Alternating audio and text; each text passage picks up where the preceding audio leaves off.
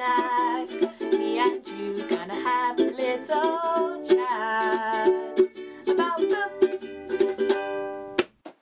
Hi guys! So today I'm going to be reviewing Curse's Fury, which is book number 3 in the Codex Alera series by Jim Butcher. I read the first 2 last month and the month before, so I have read my one for June this month, and I'm really excited to review this one for you guys. This will be a non-spoiler review, as are all of my reviews, so don't worry about getting spoiled. Let's get started with the review. So this is book number 3, as I said, and I really enjoyed the previous 2, so I was really hoping that I would love this one as much as the others, and I did. It was just as fun and just as interesting the whole way through. The storyline of this book is mostly focused on Tavi once again, who is our main character. It does still include chapters from the other major characters such as Bernard, Isana, Amara, and that was a really lovely thing to have those interludes sort of spacing out his plotline.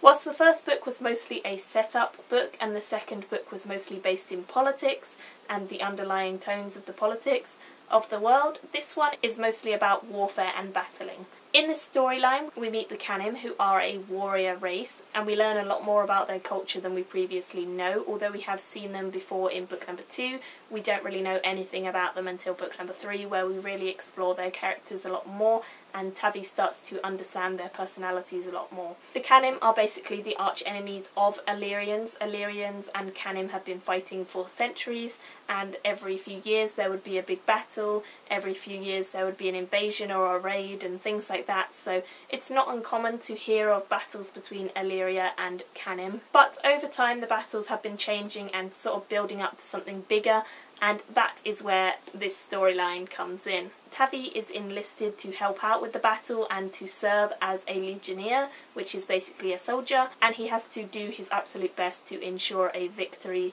for his legion. Being an untrained soldier is perhaps going to be a bit of a challenge, but of course Tavi rises to the occasion and he is just as innovative and exciting as always. One thing I was a little bit disappointed with in this book was that the Marat really didn't feature, and they are obviously my favourite characters, so that was a little bit of a shame.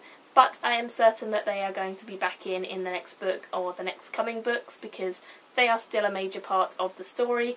They just didn't feature in this part of the world that we're focusing on in this one. They are just so entertaining, the Marat, and so enjoyable, so I really was a little bit sad that they weren't included, but I did really like the fact that the Canim were kind of included as this other different race that we didn't know about and discovered a lot more about.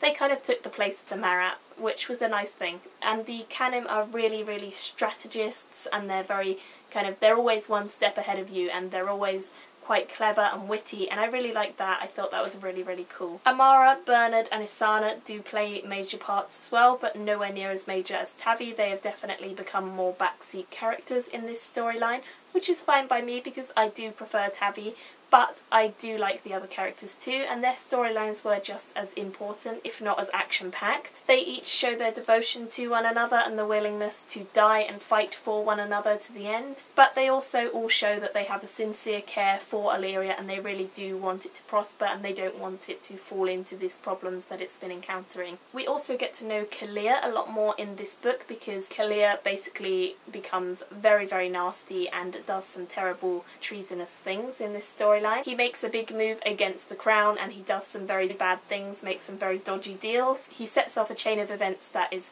quite horrific across the land. We also encounter Fade, and we learn a lot more about Fade's backstory and the way that he was brought up and the way that he knows Isana and how their whole past kind of ties together, which is a really nice thing because Fade is quickly becoming one of my favourite characters as well, and I really like him, so I'm hoping that he will feature a lot more in book number 4 as well. I really did enjoy learning about his past as well, because previous to this we haven't really learnt all that much about the pasts of these people and how it all sort of came about to the situation that we see, so I really enjoy looking back and seeing how things sort of happened and developed, and that definitely helps explain what's going on a lot more of the time. I am certain that book number 4 is going to be really interesting and really exciting. I am highly anticipating reading it. I definitely want to get onto it soon. I just hope that it's not another massive battle. I think that it has hinted at more mysterious things, so I'm definitely hoping that those will come to light a little bit more in book number 4.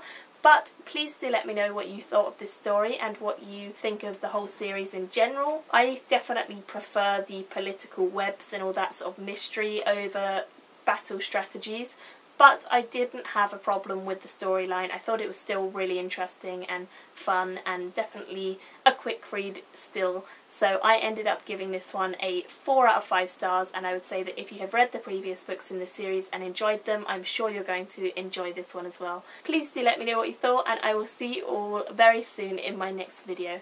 Bye! Me and you gonna have a little chat about the